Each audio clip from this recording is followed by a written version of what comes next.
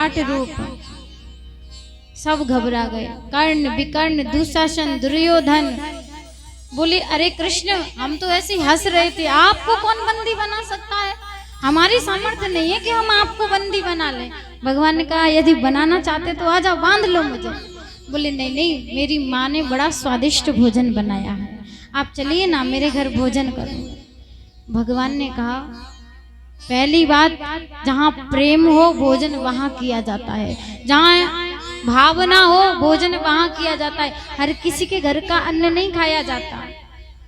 ये जीवन में याद रखना, हर किसी के घर का अन्न नहीं खाया जाता। न जाने खाने वाले के मन में क्या भावना हो और वो आपको किस भावना से भोजन दे, उस भोजन को यदि आप ग्रहण करेंगे उसी प्रकार की आपकी बुद्धि बनेगी। जैसा आप भोजन ग्रहण करोगे वैसी ही बुद्धि बनती है। इसलिए जीवन में जितना भोजन सात्विक साधारण सरल भोजन करोगे उतनी ही बुद्धि शुद्ध रहेगी। जितना भोजन सरल होगा उतनी बुद्धि भी सरल होगी। कहते हैं कि जब भगवान श्री कृष्ण से मिलने के लिए सुदामा जी आए थे तो श्री कृष्ण भगवान ने 56 प्रकार के भोग बना के थाल रख दिया। लो पाओ, तो हाथ जोड़ करके थाल सरका दिया था। बोले मैं कृष्ण ये भोजन नहीं करता, मैं केवल सूखी रोटियां खाता हूँ, क्योंकि सूखी रोटियां खाने से जो मन भजन में लगता है ना, वो इस 56 प्रकार के भोग खाने से मन नहीं लगता। क्योंकि जैसा हम अन्न खाएंगे वैसी हमारी बुद्धि रहती है। तो हर किसी के घर का अन्न नहीं खाना चाहिए, न जाने कैसा हो, कैसी भावना हो, कैसा अन्न हो। क्योंकि भीष्म पितामह ने भी कहा है कि मैं चाहता तो रोक सकता था द्रौपदी के चीरहरण को, मगर मैं क्यों नहीं रोक पाया, क्योंकि मैंने दूषित अन्न दुर्योधन के घर का खाया था, इसलिए मेरी बुद्धि विनष्ट हो गई और मैं उस पाप को होते हुए देखता रहा, मैं रोक नहीं पाया। और मैं तुम्हारे घर का भोजन कर लूं, जहाँ भाव ना हो वहाँ भगवान नहीं होता, जहाँ भाव ना हो वहाँ भोग नहीं होता, इसलिए मैं तुम्हारे घर का भोजन ग्रहण नहीं करूंगा। और वैसे भी मेरा जो निमंत्रण है वो विदुर जी के घर पर है। उसने देखा जो व्यक्ति के घर में खुद अन्न नहीं, अनाज नहीं है खाने को, वो तुम्हें क्या खिलाएगा। अगर किसी ने प्रेम से निमंत्रण किया है, भावना है उसकी, तो उसके घर जाइए। क्यों? क्योंकि उसके मन का जो भाव है वो भक्ति से जोड़ता है। अगर वो पानी भी पिलाए तो जाइए, इसलिए अगर विदुर जी के घर कुछ नहीं है तब भी मैं जाऊंगा। अब इससे तुम्हें क्या मतलब, वो कुछ खिलाए या पिलाए या हो या ना हो, ये बात मेरी और उनकी है, आपको क्या लेना है। ये बात सुनी विदुर काका तो घबरा ही गए।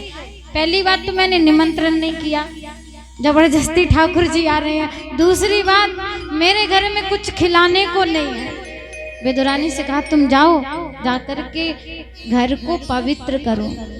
मैं जब तक कुछ व्यवस्था करता हूँ तो किसी से उधार लिया और जाकर के गोप बजरिया में जाकर के माखन मिश्री लड्डू खरीदने लगे। इधर मैया ने जाकर के घर को पवित्र किया और जैसे ही घर को पवित्र करके स्नान करने बैठे, इतने में ठाकुर जी का आगमन हो गया। द्वार बजाया, जैसे ही द्वार बजाया तो काकी दौड़ पड़ी, जाकर के जैसे ही द्वार खोला कृष्ण को देखा, खुशी से नाचने लगी। उन्होंने कहा काकी मेरे आवे की खुशी में तू इतनी बावरी हो गई है कि तूने वस्त्र तक भी धारण नहीं किए।